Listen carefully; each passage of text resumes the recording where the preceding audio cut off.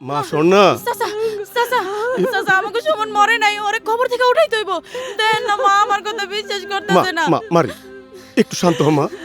মা আমি আমার এই হাত দিয়া আমাকে সুমনটা আমি কবরে শোয়াই দিয়েছি। একটু শান্ত হ মা। আল্লাহ কর, আল্লাহরই ডাক। সুমনের লাইগা কুরআন খতম দে, আল্লাহর কাছে দোয়া কর।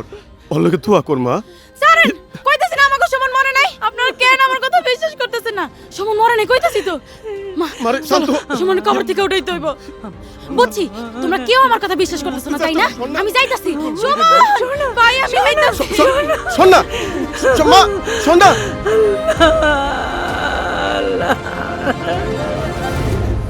আমাকে সুমন মরে নাই, আমাকে সুমন মরে নাই, আমাকে সুমন মরে নাই। হুজুর, এই এই এই এই এই কে তুমি? কে? হুজুর আমি সুমনের বোন। আমাকে সুমন মরে নাই হুজুর, আমাকে সুমন মরে নাই। পাসারো। না, আমি পাসারুম না। আপনার অনুমতি ছাড়া কেউ সুমনটা কবর থেকে উঠাইবো না। আরে আমি তো কালকে সুমনের লাশ দাফন করে আসি। আগে আপনি অনুমতি দেন, নাইলে সুমনটা কেউ কবর থেকে তুলবো না। আরে এই জলি হুজুর। আরে ওঠাও তো, ওঠাও। মা মা মা মা পাগলামি করে মা। উঠ উঠ, পাগলামি করিস না। আমি পাসারুম না। হুজুর, আগে কিছু আপনি কর। অনুমতি আচ্ছা, ঠিক দেন, আছে, ঠিক তারপর আমি আপনার ঠিক পাসারুম। আছে, তাছাড়া আমি ছাড়ুম অনুমতি না। দিচ্ছি। কবর থেকে লাশ তোলা এবং স্থানান্তর করা ধর্মের জায়েজ। জি ঠিক কইছেন হুজুর। মা শোন না, শুনছস তো হুজুর কি কইলো? বাদেশে কবর খোঁড়া হবে। এখন তুমি যাও যাও।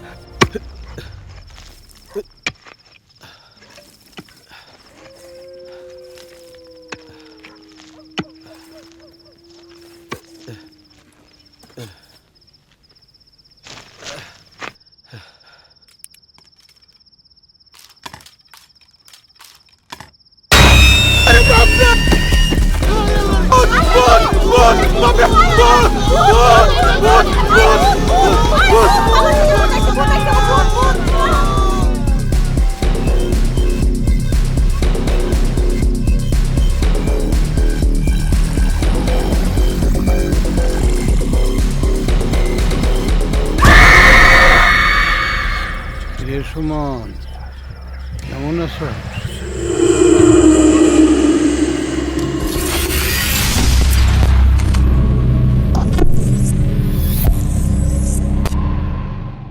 আচ্ছা,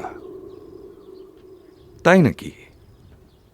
স্যার তাহলে আপনিই বলেন, এই ঘটনার কোনো ব্যাখ্যা আছে? অবশ্যই আছে। সুমন জীবিত ছিল, সুমন মরেনি। পালস হয়তো পাওয়া যাচ্ছিল না। গ্রামাঞ্চলের মানুষজন হয়তো দেখেছে বুকটা ওঠানামা করছে না, শ্বাস প্রশ্বাস নিচ্ছে না, সে কারণে ধরেই নিয়েছে যে সুমন মরে গেছে। He is dead. সে আসলে মরেইনি। It's as simple as that. Sir তাইলে আপনি আমাদের বাড়িতে চলেন, আর সবাইকে প্রমাণ কইরা দেন যে এটা কোনো অলৌকিক ঘটনা না। মানে এটা ব্যাখ্যা দেবার জন্য, এটাকে প্রমাণ করবার জন্য আমাকে তোমাদের গ্রামের বাড়িতে যেতে হবে? হ্যাঁ, মানে গেলে ভালো হয় না? কারণ সবাই বিশ্বাস করে কোনো নাকি ভূত প্রেত আছে, মানে কিছু একটা আসুর। আপনি যদি সবাইকে প্রমাণ করতে পারেন এটা কোনো অলৌকিক ঘটনা না, তাহলে কুসংস্কার থেকে সবাই দূরে থাকলো। জিনিসটা ভালো হলো না? আমি এটা নিয়ে চিন্তিত না। আমি আসলে অন্য একটা বিষয় ভাবছিলাম। 36টা ঘন্টা কবরের ভেতর একটা ছেলে কি করছিল?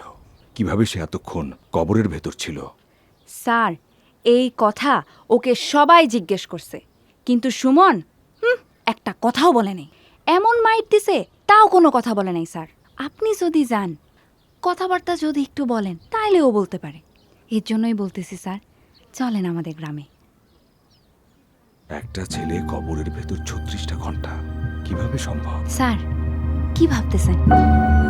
ভয় লাগতেছে না তো?